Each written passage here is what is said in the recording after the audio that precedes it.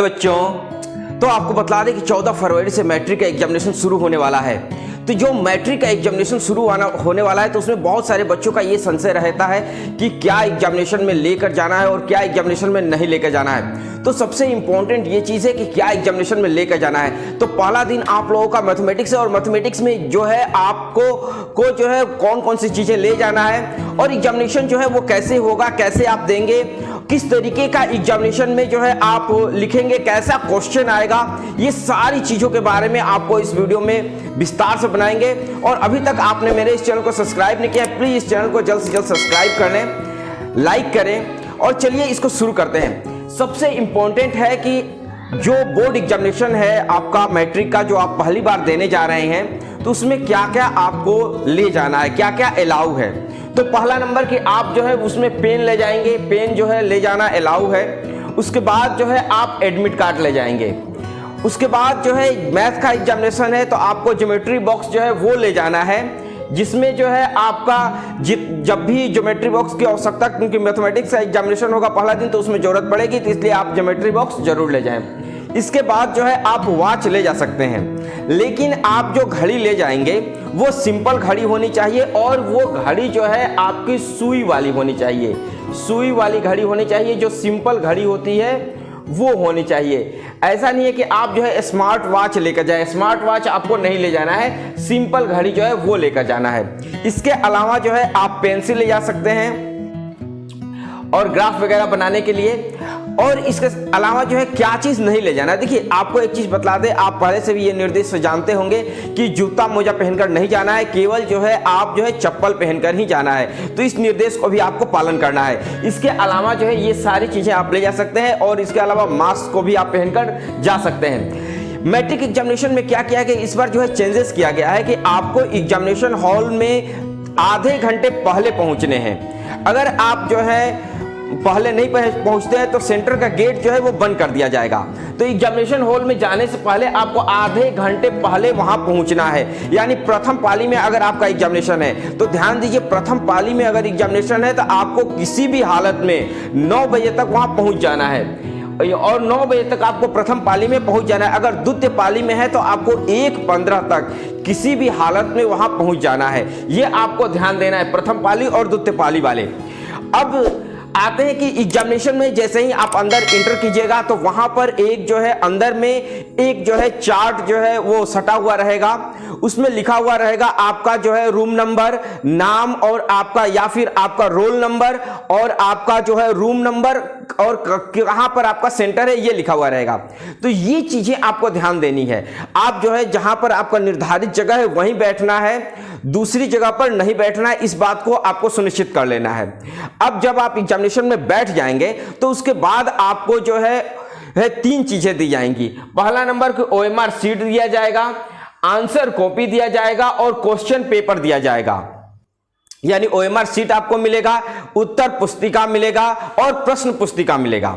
अब सवाल है कि आपको एग्जामिनेशन जो है वो कैसे शुरू करना है। तो सबसे पहला नंबर आपको OMR बनाना है, ठीक है।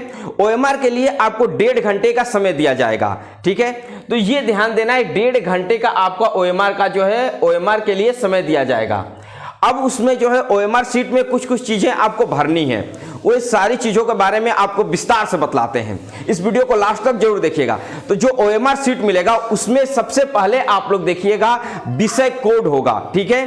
तो आपको उसमें विषय कोड वहां पर भर लेना है। उसके बाद आपको लिखना होगा सीटिंग, ठीक है, या फर्स्ट सीटिंग है या सेकेंड सीटिंग।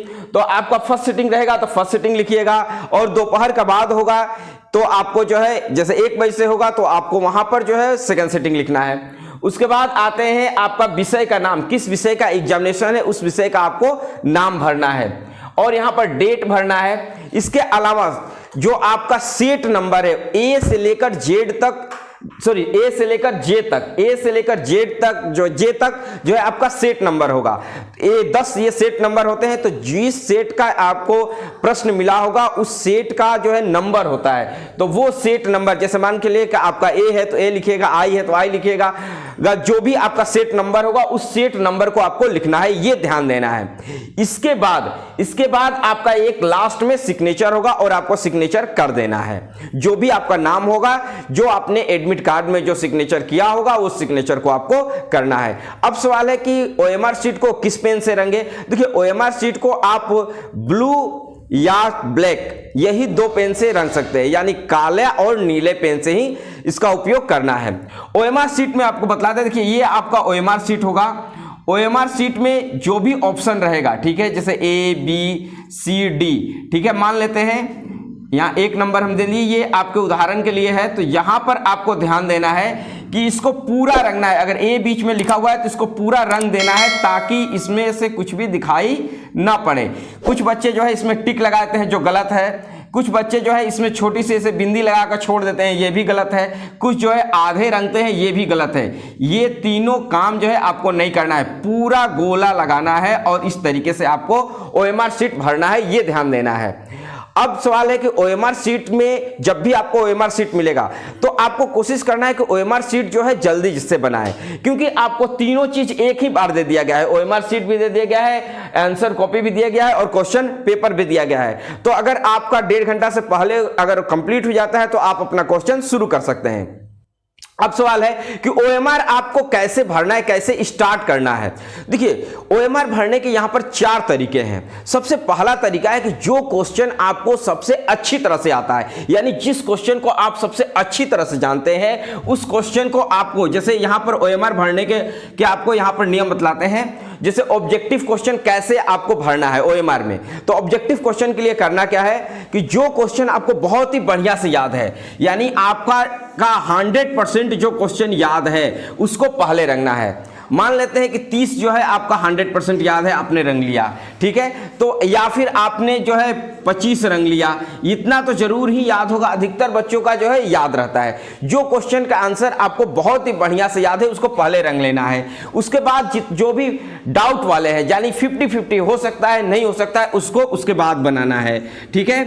उसके बाद आपको करना क्या है कि इसके बाद भी अगर नहीं बन रहे, बहुत सारे ऐसे मैथमेटिक्स में होते हैं कि जो कठिन प्रश्न रहते हैं जो नहीं बन पाते हैं या फिर जिनको बहुत ही लंबा बनाना होता है, ऐसी स्थिति में आपको करना क्या है कि उसका आंसर जो है आपको ऑप्शन से खोजना है। जो वहां पर 4 आपके ऑप्शन दिए हुए रहेंगे ए बी सी डी, इन चारों ऑप्शन से आपको जो है बनाना है, यानी चारों को सेट कर उस मैथ को बना सकते हैं या फिर उस चारों को देखकर आप उसका आंसर निकाल सकते हैं। इसके बाद ये करना है। अब लास्ट में आपको क्या करना है कि तुक्का लगाना है। मान के चलिए कि ये सब भी आपने कर लिया, उसके बाद भी 2-4 क्वेश्चन बच गए तो आपको एक भी क्वेश्चन छोड़ना नहीं है। आपको 100 प्रश्न रहेंगे, 100 में से केवल 50 ही बनाना है। 100 प्रश्न में से केवल 50% आपको 50 ही बनाना है। अगर मान के चलिए अगर साइंस की एग्जामिनेशन होगी या सोशल साइंस की होगी तो आपको 40 बनाना है, ये ध्यान देना है। लेकिन अगर आपको 50 बनानी है तो लास्ट में जो भी बच जाए उसको आप तुक्का लगा दीजिएगा। तुक्का पर मेरा ऑलरेडी एक पूरा वीडियो है कि तुक्का कैसे लगाना है, तो उस वीडियो को आप जो है देख सकते हैं, उसका लिंक आपको डिस्क्रिप्शन में मिल जाएगा। ये आपको ध्यान देना है। अब आते हैं कि जो भी मैथमेटिक्स का एग्जामिनेशन होगा उसमें शॉर्ट क्वेश्चन भी होंगे और लॉन्ग क्वेश्चन भी होगा, तो आप कैसे बनाएंगे। अब ओएमआर जैसे ही आपका कंप्लीट होगा तो 1.5 घंटे बाद आपकी ओएमआर जो है वो ले लिया जाएगा। उसके बाद आपका क्वेश्चन जो है वो शुरू होगा। तो अब सवाल है कि आप जो भी विद्यार्थी पहले कंप्लीट करते हैं वो अपना ओएमआर कंप्लीट कर साइड में रख देते हैं और क्वेश्चन बनाना शुरू करते हैं, ताकि उनको जो है ज्यादा से ज्यादा समय जो है वो मिल पाए अपने क्वेश्चन के लिए। अब सवाल है कि जो भी शॉर्ट क्वेश्चन होता है, देखिए शॉर्ट क्वेश्चन और लॉन्ग क्वेश्चन, यानी लघु उत्तरीय प्रश्न और जो है आपका लॉन्ग क्वेश्चन होगा। तो जो भी लघु उत्तरीय प्रश्न होगा, लघु उत्तरीय प्रश्न जो है आपको मिलेंगे यहां मैथमेटिक्स में 30 प्रश्न रहेंगे और 30 में से केवल आपको 15 प्रश्न यहां पर बनाने हैं, ये आपको ध्यान देना है।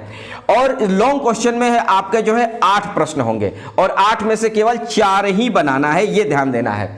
बहुत सारे बच्चे देखिए यहां पर गलती क्या करते हैं, ओएमआर शीट में भी गलती कर देते हैं। रंगना है 50, ठीक है, वो रंग देते हैं 60, कोई रंगता है 70 ताकि मुझे अच्छा नंबर मिल जाए। अच्छा नंबर बिल्कुल भी नहीं मिलने वाला है, क्योंकि पीछे से आपके लास्ट से जितने भी नंबर, पीछे से जितने भी नंबर अधिक होंगे, यानी 50 के बाद जितने भी नंबर अधिक होंगे वे सारे को काट दिया जाएगा, उनको चेक नहीं किया जाएगा। तो यहां पर आपको ध्यान देना है, केवल 50 ही बनाना है, 50 ही आपका चेक होने वाला है।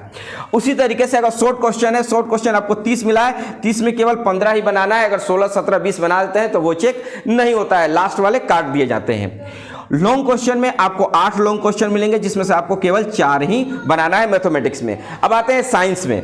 देखिए साइंस में क्या होगा आपका कि साइंस में आपका शॉर्ट क्वेश्चन रहेगा। शॉर्ट क्वेश्चन में आपका फिजिक्स का क्वेश्चन, केमिस्ट्री का और बायो का रहेगा।